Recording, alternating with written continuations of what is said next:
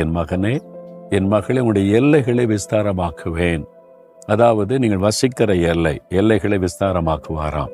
நீங்க பிசினஸ் செய்தீங்கன்னா உங்களுடைய வியாபாரத்தின் எல்லைகளை விஸ்தாரமாக்குவேன்னு சொல்றார்.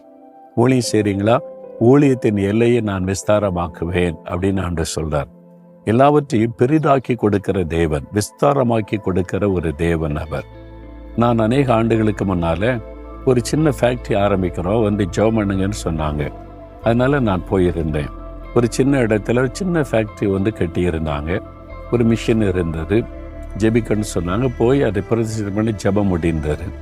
நான் அந்த கட்டடத்துக்கு வெளியே வந்து பார்த்து கொண்டு இடம்லாம் காலியான இடம், காடு மாதிரி கிடக்கிறாரு. நான் சும்மா அதை பார்த்து கொண்டே இருக்கும்போதே ஆண்டவரை உள்ளத்தில் பேசுகிறார். இவங்க என் பிள்ளைகளாக எனக்கு பிரியமாய் நடக்க அர்ப்பணித்து கொண்டபடியால் இவங்க எல்லைகளை நான் விஸ்தாரமாக்கி பெரிய எல்லைகளை அவங்களுக்கு தருவேன் அப்படின்னு சொன்னார்.